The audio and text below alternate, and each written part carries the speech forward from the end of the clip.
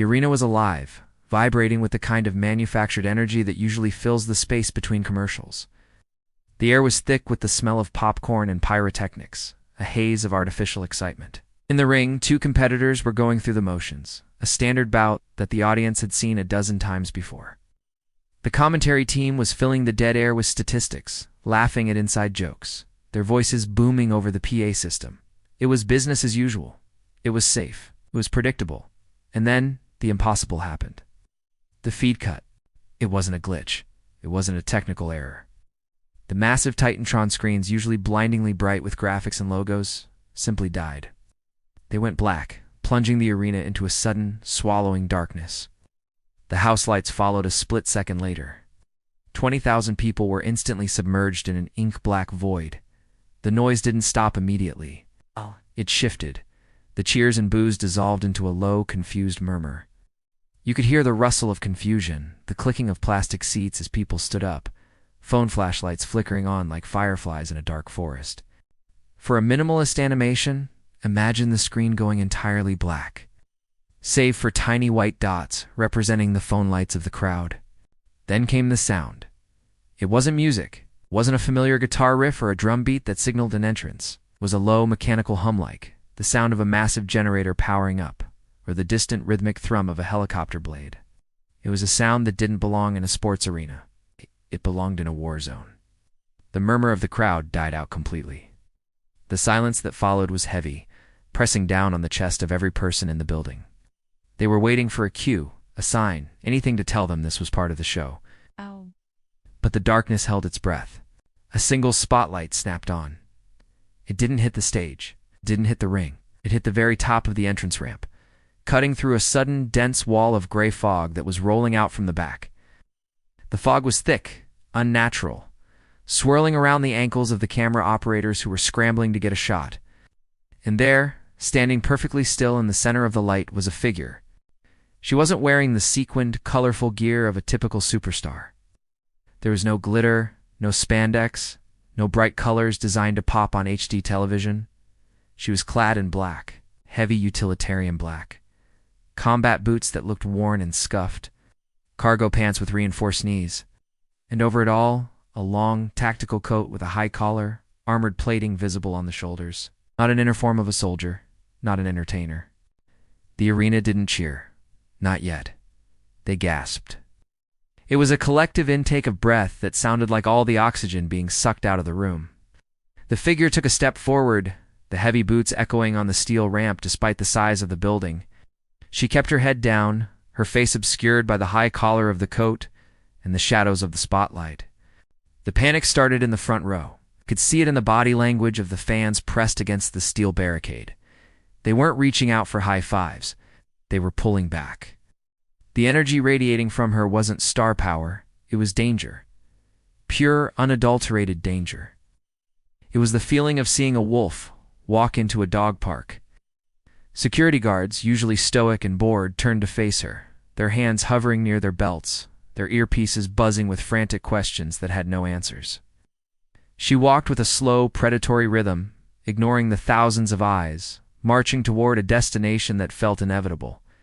Up in the commentary booth, the script had been thrown out the window.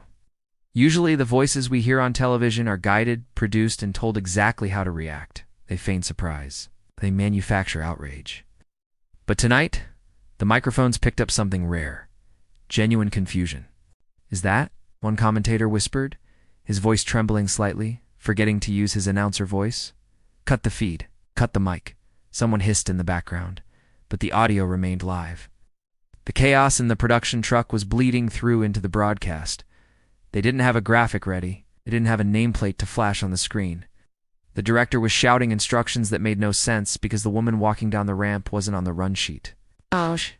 She wasn't on the roster. She wasn't supposed to be on this continent. The lead commentator, a man who had seen everything in this business for 30 years, stood up at his desk. He took off his headset, holding it in his hands as if it were a useless piece of plastic. He looked at his partner, eyes wide. "They didn't tell us," he mouthed. "Nobody told us." This wasn't a storyline where the announcers pretend to be shocked. This was the breaking of the fourth wall. The woman in the tactical coat passed the commentary desk, and she didn't even look at them.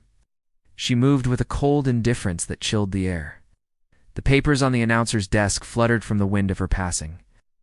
The security team at ringside, usually knowing exactly where to stand, began to cluster together, forming a nervous human wall. They looked at the ring, then at her, then back at the ring, waiting for a command from the back that wasn't coming. The structure of the show, the rules, the timing, the safety was dissolving in real time. As she reached the bottom of the ramp, the paralysis of the crowd broke. It shattered into a frenzy. The realization of who she was rippled through the stands like a shockwave.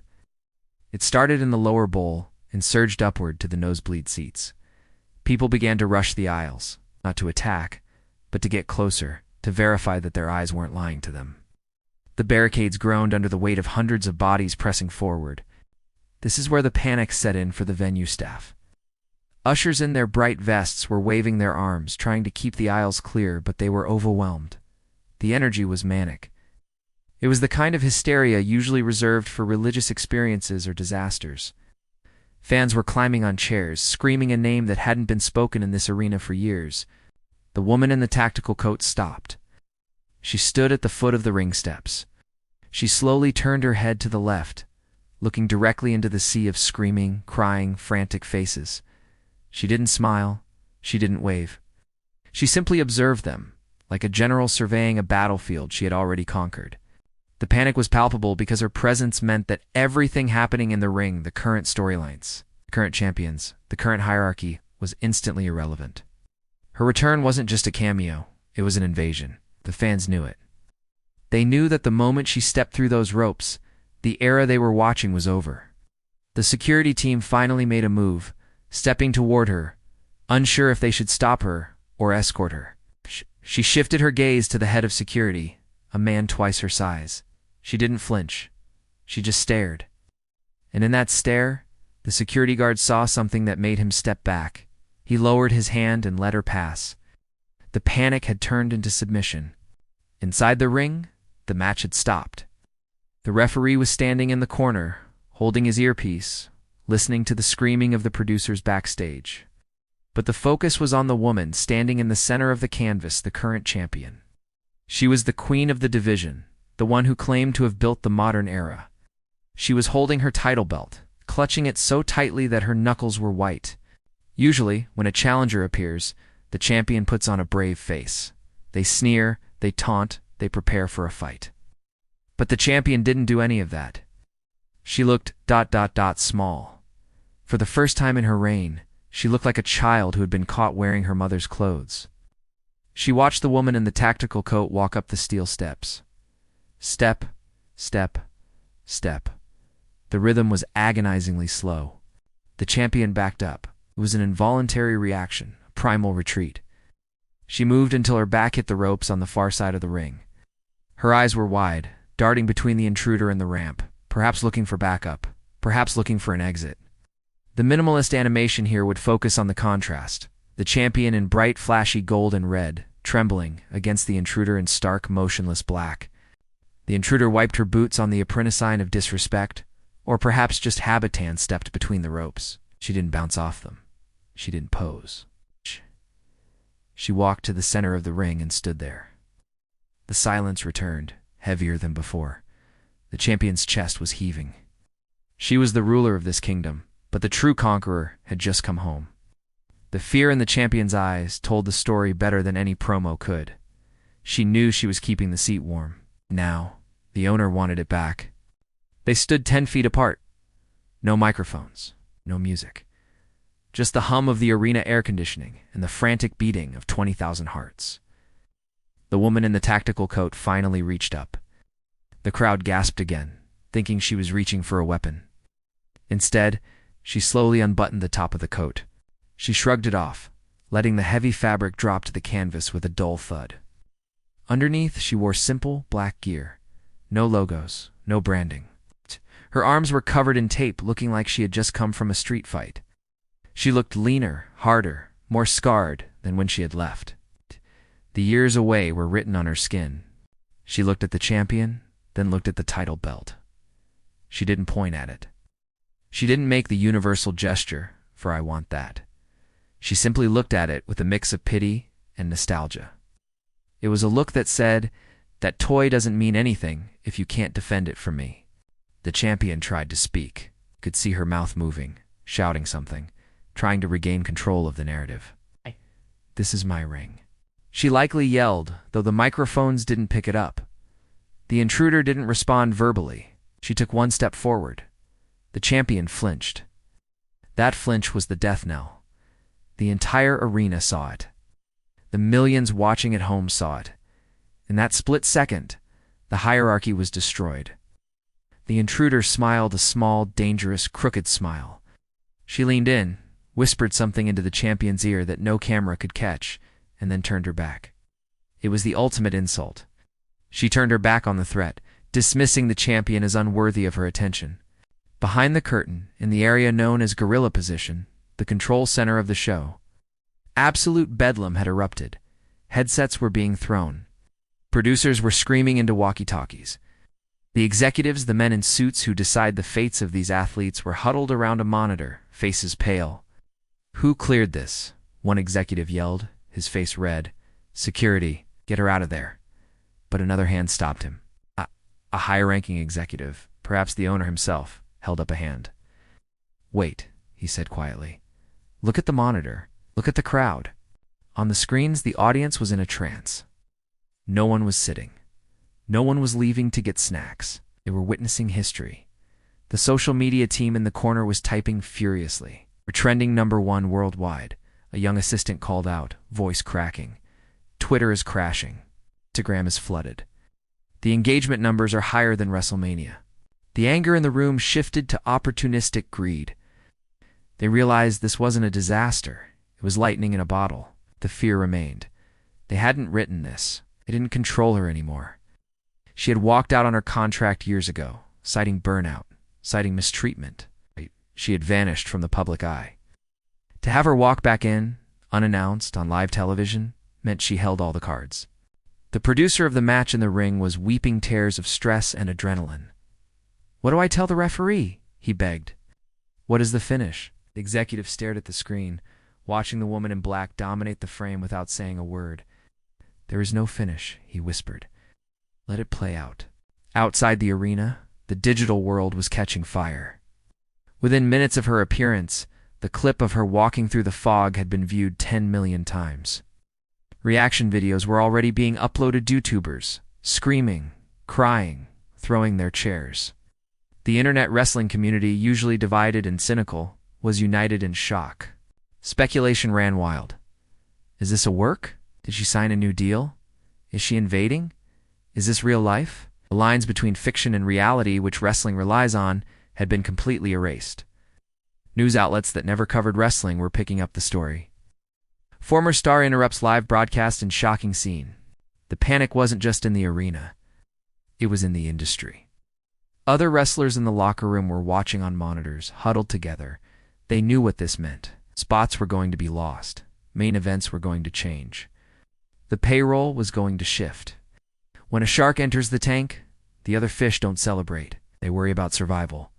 Fans were digging up old tweets, old interviews, trying to piece together the puzzle. They analyzed the coat, the boots, the hair. They looked for clues that had been there all along. There were none. She had kept this secret perfectly.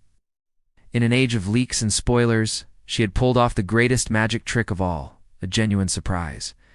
The digital chaos mirrored the physical chaos in the arena. It was a perfect storm of engagement, fueled by the mystery of the woman in the tactical coat. As the segment ended, the woman didn't fight. She didn't hit her finishing move. She simply left the ring as vaguely as she had entered. She walked back up the ramp, fading into the fog, leaving the champion crying in the center of the ring, not from physical pain, but from the shattering of her ego. But the story wasn't just about the return. It was about the why. As the weeks unfolded, the layers of the tactical coat persona were peeled back. It wasn't just a costume. It was armor. We learned through subtle storytelling that her time away hadn't been a vacation. It had been a rehabilitation. She had left because the machine had broken her. The injuries, the pressure, the constant demand to be on. It had nearly destroyed the person behind the character. The panic in the arena that night was a subconscious recognition of her trauma. The fans saw someone who had walked through fire and came back carrying the ashes. The panic was the fear that she was too real for this fake world. She revealed later, in a quiet sit-down interview shot in black and white, that she didn't come back for the money. She didn't come back for the fame. She came back because she couldn't let the story end on a low note. The tactical coat represented her protecting herself, shielding her soul from the industry that tried to eat it. And here lies the twist, the reflection that gives this moment its true depth. We all cheered for the chaos. We loved the panic. We loved the disruption of the status quo. But we missed the most important detail. When she walked down that ramp, terrifying the security and silencing the commentary, she wasn't looking at the champion. She wasn't looking at the fans. She was looking at the camera. She was looking at us. The panic she induced wasn't because she was violent. It was because she held up a mirror. She was the ghost of wrestling past, returning to judge the present. The tactical coat wasn't a weapon of war against the locker room. It was a shield against the fans, who demand everything, who consume these athletes until they break, and then move on to the next shiny toy. Her return wasn't a triumph of the industry. It was an indictment of it. She came back to show us that while we treat this as a show, for them, the scars, the fear, and the panic are very, very real. She stood in that ring not to entertain us, but to remind us, you can cheer for the character, but never forget the human being underneath the armor. And as she faded back into the fog that night, the arena didn't just feel excitement. They felt a lingering, haunting chill. They realized that the monster they feared wasn't her. It was the machine that created her.